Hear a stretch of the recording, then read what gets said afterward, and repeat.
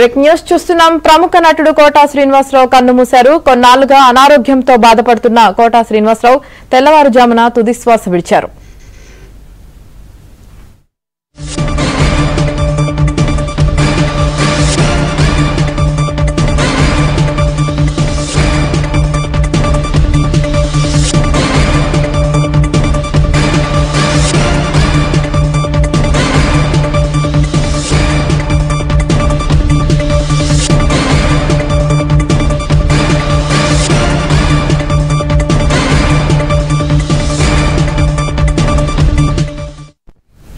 ప్రముఖ నటుడు కోటా శ్రీనివాసరావు కన్నుమూశారు.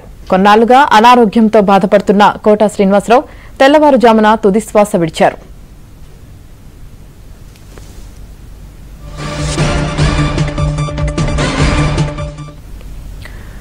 నాలుగు దశాబ్దాల సినీ ప్రయాణంలో ఎన్నో విలక్షణ పాత్రలను కోటా శ్రీనివాసరావు పోషించారు.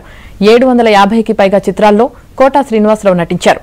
తమిళం, హిందీ, కన్నడ, మలయాళం సినిమాల్లోనూ ఆయన నటించారు. 1942 జూలై 10న కృష్ణా జిల్లా కంకిపాడులో కోటా శ్రీనివాసరావు జన్మించారు. 1978లో ప్రాణం ఖరీదు సినిమాతో అరంగేట్రం చేశారు. ప్రతిఘటన సినిమాతో విలన్ గా మంచి గుర్తింపు లభించింది. 1999లో విజయవాడ ఈస్ట్ ఎమ్మెల్యేగా కోటా ఎన్నికయ్యారు. 2015లో పద్మశ్రీ అవార్డు అందుకున్నారు. కోటా శ్రీనివాసరావు 9 నంది అవార్డులు, సైమా అవార్డు అందుకున్నారు.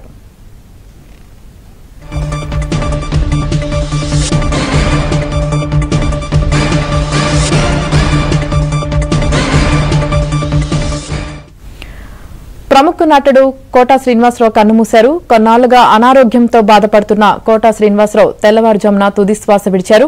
ఇక ఇదే అంశానికి సంబంధించి పూర్తి సమాచారం మా ఫిలిం కరెస్పాండెంట్ సుజన్ అందిస్తారు. సుజన్, తెలుగు చిత్ర పరిశ్రమలో అలాగే భారతీయ చిత్ర పరిశ్రమలో కూడా విలక్షణమైన నటనకు పేరొందారు కోటా శ్రీనివాసరావు. ఒక ప్రత్యేకమైన గుర్తింపు అనేది ఆయనకి ఉంది. సో అలాంటి నటుడు గత కొన్ని రోజులుగా కూడా అనారోగ్య సమస్యలతో బాధపడుతున్నారు. ఆయన ఈ రోజు ఉదయం తెల్లవారుజామున తుదిశ్వాస అనుభవించడం జరిగింది. కోటా మరణం పట్ల తెలుగు చిత్ర పరిశ్రమ తీవ్ర విజ్ఞాంతికి వ్యక్తం చేస్తూ ఉంది. ఇక తొలుత ఒక స్టేట్ బ్యాంక్ ఎంప్లాయీగా ఆయన ఉంటూ వచ్చేవారు. 20 ఏళ్ల పాటు రంగస్థలం మీద అనేక నాటకాలను ఆయన ప్రదర్శించడం జరిగింది. ఆయన నాటక ప్రదర్శన ప్రాణం ఖరీదు అనే నాటక ప్రదర్శన ఇస్తున్న క్రమంలోనే దర్శక నిర్మాత క్రాంతి కుమార్ ఆయన నటన గుర్తించి ఆ ప్రాణం ఖరీదు సినిమా వెండితెర మీదకి దాన్ని తెరకెక్కించే క్రమంలోనే అందులోనే కోటాని నటుడిగా సినిమాల్లోకి ఆహ్వానించడం జరిగింది. ఆ తర్వాత తొలుత కొన్నేళ్ల పాటు ఆయన సినిమాను అంత సీరియస్ గా తీసుకోలేదు. ఆ స్టేట్ బ్యాంక్ ఉద్యోగిగానే అలాగే రంగస్థల నటుడుగానే ఎక్కువగా ఆయన ప్రశంసిస్తూ వచ్చారు. అయితే అహనా పెళ్ళంట అనే సినిమాతో ఆయనకు ఒక స్టార్ నటుడుగా కూడా గుర్తింపు లభించింది. ఓవర్ నైట్ ఆయనకు ఒక మంచి ప్రశంసలు ఆ సినిమాలో చేసిన నాటకాను రావటం, ఆ తర్వాత వరుసగా ఆఫర్లు అనేవి కోటాకు రావటం జరిగింది. అప్పటి నుంచి కూడా ఆయన వెనుదిరిగి చూసుకోలేదు. ప్రతి పాత్ర ఇచ్చిన ప్రతి పాత్ర ఏదైనా సరే ఆయన తనదైన నటనతో అలరిస్తూ వచ్చారు. చాలా సినిమాల్లో కోటా నటన వల్ల కూడా సక్సెస్ అయిన సందర్భాలని మనం చూసాము. ఇక సినిమాల్లోనే కాకుండా రాజకీయ రంగంలో కూడా ఆయన ఎమ్మెల్యేగా కూడా ఎన్నిక అవటం, ఆ తర్వాత సినీ రాజకీయ రంగాల్లో కూడా ఆయన మంచి పేరు పొందారు. సో అనంతరం కుమారుడి మరణం ఆయన్ని కోటాను చాలా వరకు పొందదీసింది. ఆ తర్వాత సినిమాలను క్రమంగా తగ్గించుకుంటూ వచ్చారు. దానికి తోడు అనారోగ్య సమస్యలు అనేవి చుట్టుముట్టడం వల్ల చాలా సెలెక్టెడ్ గా గత కొన్నేళ్ళ ఒక దశాబ్ద కాలం చూసుకుంటే కనుక చాలా సెలెక్టెడ్ గా ఆయన సినిమాలు చేస్తూ వచ్చారు. అయితే గత కొన్ని నెలలుగా చూసుకుంటే తీవ్ర డయాబెటీస్ అనేది తీవ్రతరం అవటం, గ్యాంగ్రీన్ అనే ఒక వ్యాధి ఆయన చాలా ఇబ్బంది పెడుతూ వస్తుంది. దానికి సంబంధించిన చికిత్సను తీసుకుంటూ కూడా ఆయన ఇంట్లోనే ఉంటూ వస్తున్నారు. ఆ సినిమాలను పూర్తిగా తగ్గించేయడం జరిగింది. అయితే వరుసగా ఈ మధ్య కాలంలో కోటాను చాలా మంది నటీనటులు అండ్ సన్నిహితులు పరామర్శించడం జరిగింది. కోటా కోలుకోవాలంటూ కూడా వాళ్ళందరూ కూడా ఆకాంక్షించడం జరిగింది. 2 రోజుల క్రితం జూలై 10వ తారీఖు ఆయన జన్మదినం, కుటుంబ సభ్యులందరి సమక్షంలో ఆయన జన్మదినం కూడా జరుపుకున్నారు. మళ్ళీ ఆరోగ్యంగా అయ్యి అని చెప్పేసి వాళ్ళు కూడా ఆకాంక్షించారు. కానీ బట్ 2 రోజుల వ్యవధిలోనే ఆయన తుదిశ్వాస వీయటం అనేది కుటుంబ సభ్యులను కూడా ఎంతో భావిస్తూ వస్తుందని చెప్పొచ్చు. ఇక కోటా మరణం పట్ల దానికి సన్నిహితులు కానీ నటీనటులు కానీ ఈ విషయం తెలియగానే తీవ్ర దిగ్భ్రాంతిని వ్యక్తం చేశారు. ప్రస్తుతం ఆయన నివాసంలో ఆయనకు సంబంధించిన అంటే అంత్యక్రియలకు సంబంధించిన ఏర్పాట్లు ఎక్కువ చేయాలనే విషయాన్ని కూడా ఉదయం మీరు ప్రస్తుతం డిస్కస్ చేస్తూ వస్తున్నాయి. ఇక మా అసోసియేషన్ కి సంబంధించి మా అసోసియేషన్ వైపు నుంచి తెలుగు చిత్ర పరిశ్రమ నుంచి ఎన్నో విలక్షణమైన పాత్రలను పోషించారు.